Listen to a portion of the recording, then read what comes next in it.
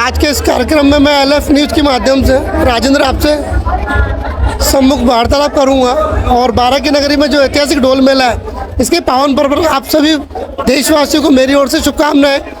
मैं श्री जी के मंदिर पे विराजमान सम्मुख सीढ़ियों के मध्य मैं वार्तालाप करना जा रहा हूँ ऐतिहासिक डोल मेले के प्रोग्राम के लाइव प्रोग्राम के अंदर, जिसमें तमाम तरीके के प्रोग्राम के अखाड़े विमान यहाँ प्रचालित होंगे आज के कार्यक्रम में।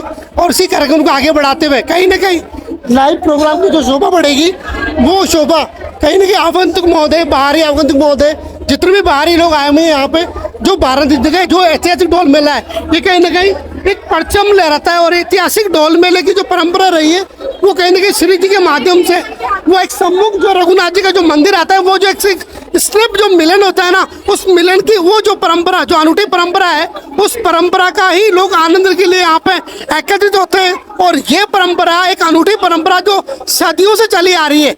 इसी प्रोग्राम को आगे बढ़ाते हुए कहीं ना कहीं हमारे सम्मुख जो सज्जन विराजमान, हम इससे पूछते हैं जो परंपरा है, अखाड़े हैं, कहीं ना कहीं कितना आनंदित करते हैं। देखिए, ये डोल मेला राजस्थान का बहुत बड़ा डोल मेला है और काफी लंबे समय से यहाँ जो भगवान जो विमान निकलते हैं उनका जलवा पूजन होता है। उसी को आधार मानते हुए यहाँ जो अखाड़े भी उसी के आधार पे उनकी रक्षा और सुरक्षा के लिए अखाड़े चलाए गए हैं। पिछले 50 साल से तो मैं देख रहा हूँ बढ़िया व्यवस्थित तरीके से अखाड़े चलते हैं और भगवान की रक्षा सुरक्षा के लिए आगे चलते हैं वो अखाड़े। कितने अखाड़े होंगे आपके हिसाब से?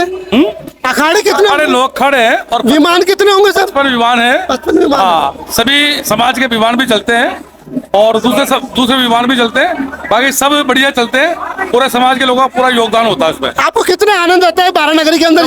जबरदस्त खुशी रहती है। सभी लोगों में उत्साह है और बढ़ चढ़ करके भाग लेते हैं, क्योंकि ये स्वयं अपना कार्यक्रम है। इसको अपना कार्यक्रम समझ करके लोग आनंद लेते हैं इसमें। सर आपको कितना आनंद आता होगा?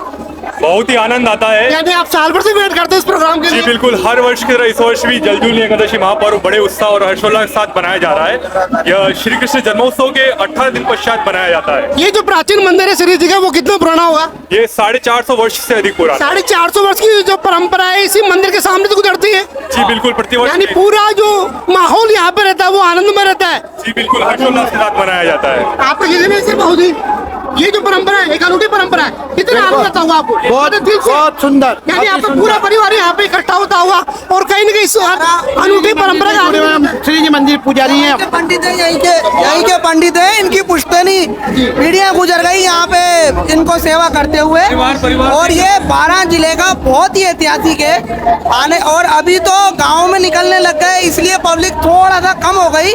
नहीं तो किसी टाइम पे हमारे मोहल्ले में 3 दिन पहले लोग आए थे। 3 दिन पहले लोग आ जाते थे। रात को उनका खाने की व्यवस्था, रुकने की व्यवस्था और हर दुकानदार अपनी तरफ से जो सहयोग करता था वो पूरा सहयोग रहता था। और ये जलवा पूजन यहाँ नहीं, जो अपने 12 जिला के विश्व में लोग हैं वो लाइव देखते हैं ये जलवा पूजन। आपको इस परंपरा के बारे में जो प्रशासन है, कहीं ना कहीं प्रशासन पूरी मदद करता है?